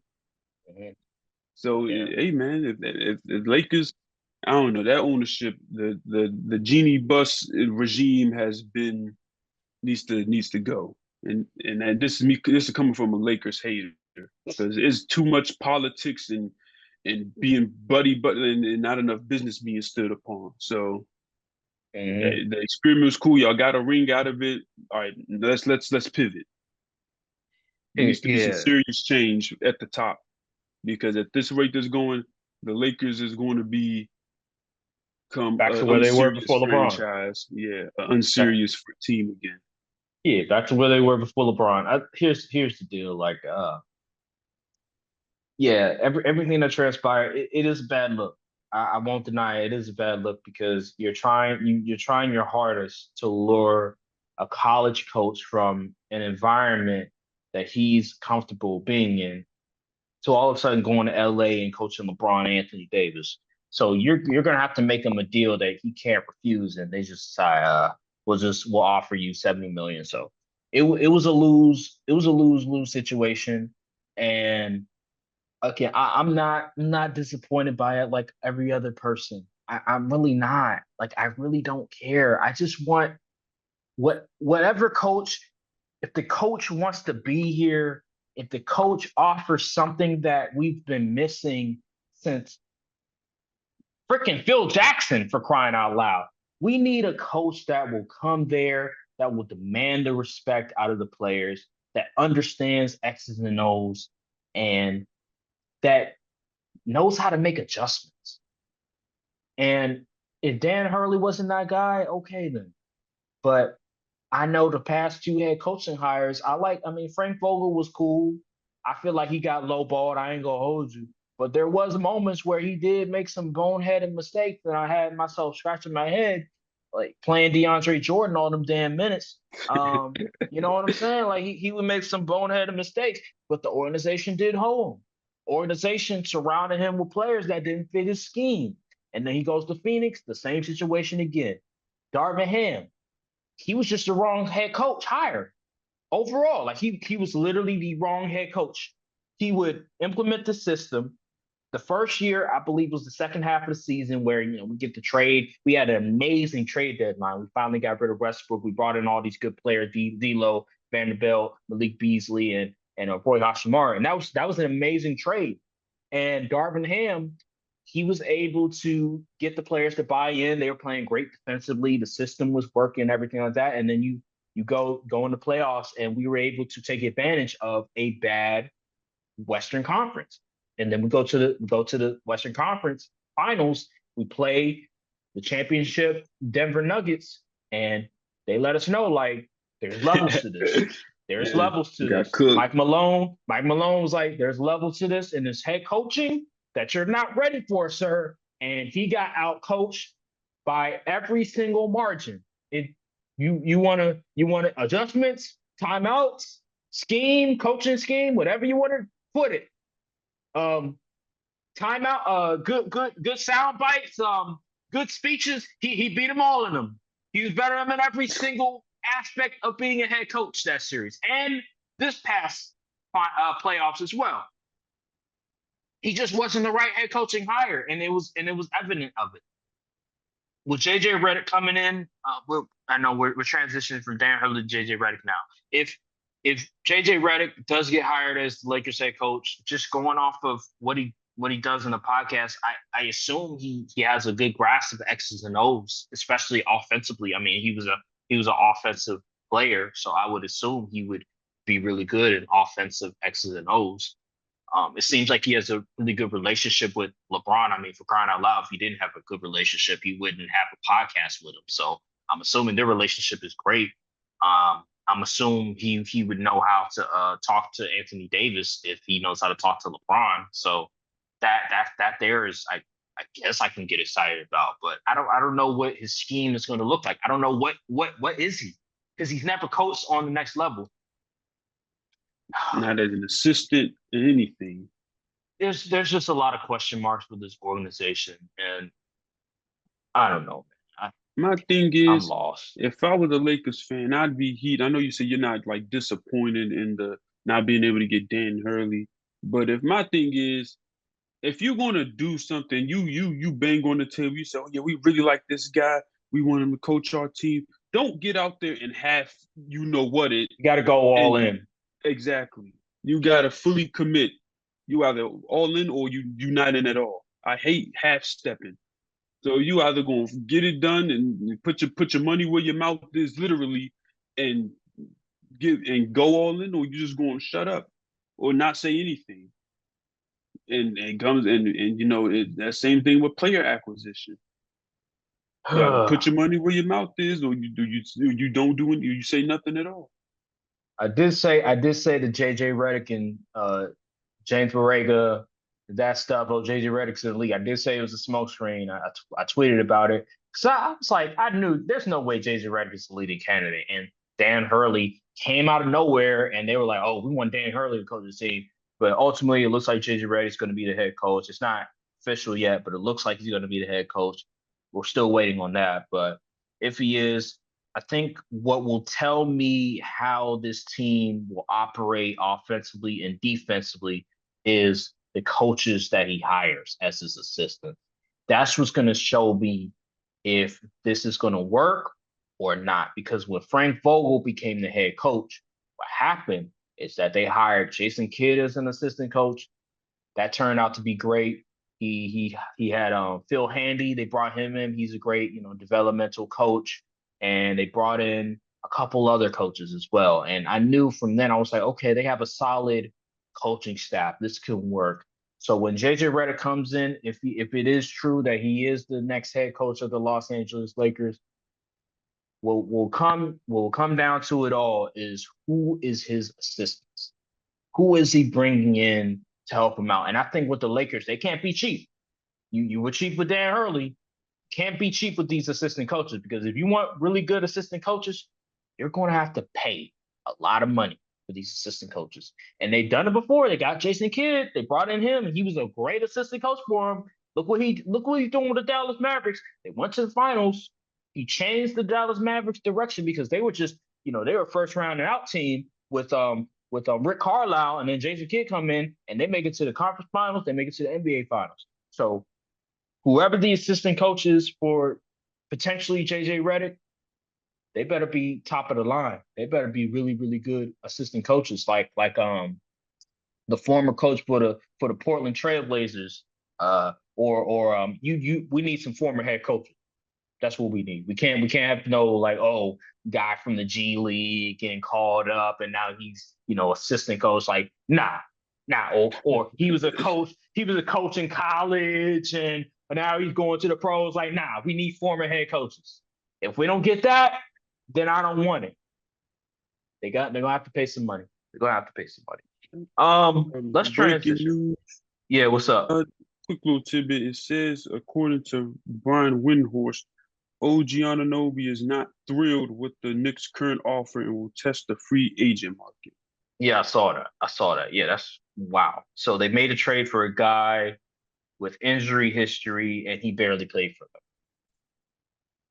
But I think with the Knicks, if OG is going to test the waters, I mean, Paul George is a free agent, but do you really want Paul George? You really want to pay Paul George all that money? I don't know if I would want to pay No. Paul George all that money. So where are they going to go from here? Like OG's always hurt, so it's not like he don't get me wrong. When he was available, they were damn near unstoppable. But if you can't count on him when it matters most, then what's the point of having him on the roster? And he's going to ask for like probably 25 M's. Do you really want to pay a guy 25 M's who's barely available? You don't want to pay a guy that's barely available. You don't want to pay him that much money. So I understand from the Knicks' point of view. I just don't know how do you replace him? It's my question. And where do you go from here? Like, how are you going to construct your roster around Jalen Brunson? Because you have That's Randall, true. but do you really trust Randall in the playoffs? I don't. So it'll be interesting to see how the Knicks maneuver in the offseason because they have a lot of things that they needed to do. They made the second round. So you could argue that if they were fully healthy, they would have made a really good. They would have been a really good opponent for whoever the Boston Celtics. They would have been a really good opponent. I say they may potentially they could have possibly gotten 2 games off potentially with that Yeah. defense with Jalen Brunson and the way that he's just great offensively. And yeah, they could have potentially gotten 2 games off of him. So we'll see with the Knicks. Let's see. Let me see if there's anything else I'm missing. Nah, not much. All right. I think it's like one more topic. Oh man, what was it Saturday night? The Yep. fight, Gevonta Davis versus Frank Martin. Boy, oh boy. First of all, I obviously had Tank winning that one. It was actually a really good fight up until the last round. Let me tell you something. Frank Martin he was doing the number on Tank. Yeah. The The first three first four rounds. rounds, the first 4 rounds or so, yeah. Oh boy. I was like, okay, we got ourselves a fight. This might be interesting. That seventh round, I was like, oh, he on the ropes too much. He in the corner too much. I'm like, that don't look too good. And then before the eighth round, remember the sound bite? I don't know if you saw the sound bite. It was a Frank Martin's trainer. He was like, hey, stay off the ropes now. You on the ropes too much. Because what Frank Martin did so well is they kept the feet moving. He was moving around a lot. And Mm. it was helping him. I don't know what I'm not a boxing technician, but for whatever reason, it was helping him versus Jevonta Davis. I don't know if it was helping I don't know, preventing Jevonta from like putting full force on his punches or whatever because he kept moving around so much. But whatever he was doing up until that seventh round, it was working. He was getting his hits in. It was really, really close. It was like 67, 66 on the card. I think Tank was up by like 1 point against Martin. So it was working. But then that eighth round rolled around and he just kept staying in the corner. He just kept Yeah. staying on the ropes And it because looked like he was trying to leave. He was trying to get out of it, but he was like hesitating. He was going 1 foot and then he was like step back. Like he was like he couldn't do anything. He was like a deer in head. and them body, I And think I think what happened was I think the body shots that he was taking from Tank and them hits, it was really hurting. And when you in the rope, when these dudes are like on the ropes, they probably tired. They probably like trying to get a breath of fresh air or whatever when they on the ropes. And all of a sudden he just kept doing it. And Tank, did you look in Tank's eyes? Like there was like a shot, whatever. It was like, they have the little camera shots where you mhm. see the fighter's face. And I saw Frank Martin's face and I saw Tank's face. Tank's face looked like a guy, he looked like a lion that was ready to hunt for his food. Frank Martin, he looked like a deer in headlights. That seventh and eighth round, I was like, because I was thinking, am I making too much of this? And I was like, by the eighth round, I wasn't wrong because Frank Martin got his ass lit up. It was a nasty combo, uppercut, and then just went down like that. It was a nasty combo. It was just over. Yeah. What was your reaction to the Yeah. fight, man? Um, I did not see the fight live. I saw it Okay. afterwards. But yeah, Tank doing Tank stuff. I mean, I said because I was like I told somebody that before the fight, I was like I just want to sound like LeBron, but I said Frank Martin, he ain't gonna win this one. Um, I think most people figured Tank would win. The fact Frank Martin he was able to put pressure on him early, and if had Tank really had to lock in Hmm. the later half of the fight, which seems to be like a common theme now because Tank he's kind of a slow starter at times, and it's Hmm. like it looks a little shaky in the beginning, but then like round 4 or 5 comes around now he's like locked in. Hmm. So yeah, I knew like 30 wins, 28 of them being knockouts. Like this is definitely one of the better power punchers we've seen in the sport. Because you can't fluke 28 knockouts. I don't care what people say. Nah, And nah. I don't care about competition. You can't fluke 28 knockouts. Like, come on now. He's playing, he's not fighting dudes in Mexico or anything. Like these are real live boxers. Hmm. Real actual dudes in his division. He's cleaned out that division. There's only like 2 guys left really to fight. Hmm. And one of them probably don't even want to fight him. Who's that one person? Haney. Haney. That's why Haney moved up in weight. Yeah, he Shakur, definitely don't want to see that smoke. people talk about Shakur he don't want that trouble. No, he don't want Shakur the likes to smoke. run. He ain't running from Tank. Mm-mm, mm-mm. Shakur Like, whole thing is I ain't getting hit. And everybody got to play until what? till you get hit, Yeah. till you All get that hit, man. you doing all that running, it ain't gonna work. Bro, He gonna get you a couple times. And can you take that punch? We don't know. and Tank's hands are so fast, bro. Like, Yes, remember the fight I between seen that clip. Garcia? I Oh see yeah, it was a clip I seen of the Frank Martin fight. He yeah, hit him in the he body. like threw a body shot and that right over came like it looked like his arm glitched when he threw that. And I was His like, how hands you are supposed to so like fast. yeah, like and people underrate his technical ability when it comes to boxing. Like he's a very technical fighter. And people just think, oh, he's just a power. Like, no, the way he sets up these combos and the way he catches people. Like, I saw this one.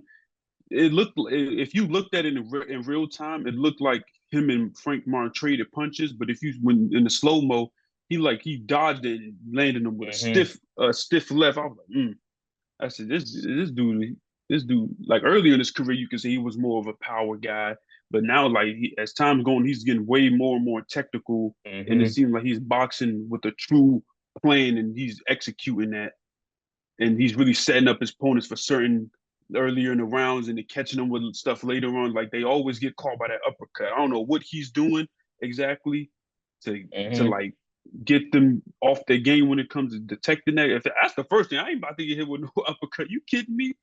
Because that left hand is deadly, boy. So Yeah. yeah, It, he's. I'm definitely looking forward to seeing him fight one of these top guys that they swear would beat him. they Because saying I don't see nobody in that division really beating him. they saying his next fight might be Lomachenko, and I'm like, that dude too old, man. He's Get old, out of here. man. Come on now, he's old. Like Good. Haney, He gave Devin he low key beat Devin Haney in he my should have opinion. beat. I thought Yeah, Devin lost that. I ain't gonna hold you. I They thought gave he him that lost one. that too. It But wasn't I like maybe mean, the last couple rounds where he started to get it going, but like yeah. they But kind he's of hold like him on that by one. the time that come around, he'll be about 2 years removed from that fight. So Yeah, I don't want to I see don't that. even want to see that. The problem is that for I think Javante Davis, in order for him to really go against like real competition. Like a He lot has of the to move up. guys, they're like 5 pounds heavier than him. Like I think it's Teofimo Lopez. Like I think Yeah. he's a little heavier, and that's a fight I really want to see. Like that dude right there. Oh my God, them two in the ring. Oh, that would be must So watch. That all would be these, box I'm telling you, office. I don't think To's camp would be for that. Really. Because all these politics is coming into play. These top fighters don't even want to fight each other because, well, if I lose, then all my momentum is gone and all of that stuff. But that's why I missed the things that was good about the old days of boxing. You know, the Titans would be fighting each other. When Hmm. who cares if they won? They'd still be considered top dudes. But nowadays, you take a loss and now everybody wants to catch to the wayside. Like look at Errol Spence. Now people Terrence treat him Crawford. like an afterthought, even though he was at the top of his division, even after accidents and all that stuff. Just because of one loss against a great fighter. It ain't like he lost to some regular like Terrence Crawford is like that. So Well, he got cooked. Like that was a he did get complete cooked, that but was at a least he got complete cooked by annihilation. a The monster. top He didn't get dude, cooked by no jag. he like the best boxer right now. Like by the top dude. Yeah, you're absolutely right. So Yeah, man. yeah, I want him to see. Bro. I don't know what it's gonna take. Maybe he's gonna have to move up in weight. I doubt he'll do that though. It just seems like he wants to stay at 135 because he's dominating at that weight. So why move up in weight? But man, like I just want to see a challenge. Like I just want to see him go up against the best. Like I get it. You're the best at that weight. Guys are not going to come down to 135. The best at 140, they're not going to come down to 135. I'm sorry, Tank. I'm sorry. That's just not the way it's going to go. So you're going to have to move up in weight possibly in order to challenge the best of the best. And it just seems like he's not going to do it. It seems like he's just going to take the Floyd Mayweather. I mean, in my opinion, he has the power to go to 140. Yeah. So I mean, I don't know. I don't know, man. It's just he's 5'5", so when you're that short, I mean, that type of weight, it's pretty easy for you to manage the weight at 135 because you're 5'5". If you're like 5'9", 5'10", like a Ryan Garcia, yeah, you don't want to go down to 135 anymore. Like that shit's hard. You want to remain to like 150, 147. You don't want to go to 135 because that's just a pain in the ass. And that's why Brian Garcia probably regrets trimming down to 135 because he realized like I'm like 5'9", 5'10". This skinny versus a dude like Javante Tank Davis, it was a recipe for disaster. But them dudes' hands, bro, those two dudes' hands, fastest hands I've seen in a minute. Like it was ridiculous. I'm like, is this normal? Like these dudes are like swinging like crazy. I'm like, there's no way this is normal. I've never seen two dudes with hands this fast in the same ring like this. So, but yeah, man, Tank, he's dominating. He's arguably the face of boxing right now. And that I think this is Japanese boxer. I forgot his name, but they putting his name out there like, hey, let's have Tank face him. I forgot his name, but he's like they saying he might be the best boxer right now. And yeah, I forgot his name though. I got to do some research. Yeah, I think he's either Japanese or Chinese. I forget his name. Matter of fact, top boxers right now. Let me check his name. Let me see. See if I can find the rankings.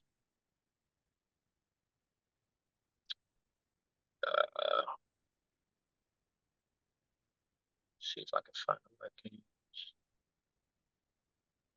Oh, is it Inouye? Yeah. I've He's heard 26, of it. Yeah, I heard of it. 26-0. They have him like number 2. Wait, let me look at the date. Oh, this was December 22nd, 2023. So they have like Terrence Crawford, number 1. They have him at number 2. And I don't know this other guy. But yeah, that's pretty much the rankings for What's right his now. name?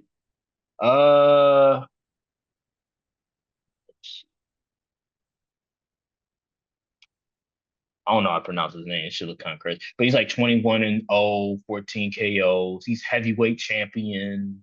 He holds like 3 belts. Yeah. I think he probably beat Tyson Fury. I think he did. I think it was the boxer that beat Tyson Fury. I think I know. Okay, I think I know who you're talking about. I don't remember his name. Yeah. So yeah, that's pretty much. This is back in like December. So this is a while ago. I don't know what the rankings are right now, but that was the list in December. But yeah, man, that's what people are calling for. They say, hey, fight that dude. I don't know if I doubt Tank would do that. I just think Tank, he's a certain weight that he wants to stay in, and it's like, hey, I'll just dominate. They about the weight. same height. Yeah, but I don't know what the weight is. I can't. I don't know how that I don't works. see any weight. But What I'm trying to see what class he's in. Yeah, the class. Yeah, the class. I don't know. He's in. Oh, is he a light flyweight now or It says junior featherweight. junior feather? Oh, that's his. Okay, junior Yeah. featherweight. And Okay. let me see. Where is Tank? Tank is a lightweight, regular lightweight. There's so many weight classes. I know it's ridiculous. It's ridiculous. It's ridiculous. Let me see. I don't know what the weight. I don't know what the weight requirement is for junior featherweight. I'm assuming he's smaller than Tank. That's my guess. Oh, so it said he was at 122. He weighed 122. So that's a lot smaller. Yeah. Oh yeah, that's not gonna happen. that's not gonna happen. 122?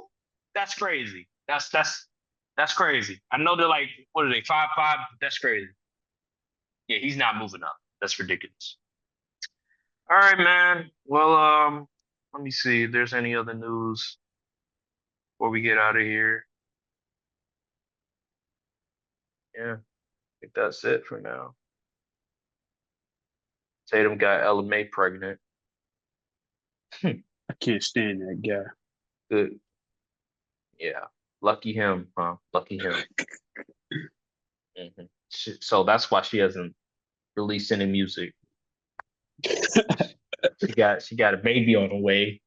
Low key. That's what you gotta do when you're a celebrity, when you know your celebrity cover. You gotta keep things low key. Don't put it out there for the public to talk about, because you know how people are. They're toxic. They talk about oh she doing this, he doing that, and everything like that. Like, you got to keep that low key. You can't let the people come out there and control the narrative, control the situation. So on that mark, salute to Jayson Tatum for being a good father. But that's the only good thing I'll say about him right now. All right, man. Well, we thugged it out. It was a bad day, but we tried our best. Thank you guys for watching. Make sure to like, subscribe, comment down below, hit the notification bell, follow the socials as well. And we'll see you all on the next episode of the Courtside View Podcast. Thank you guys for watching, and peace. Salute. Just let me be me.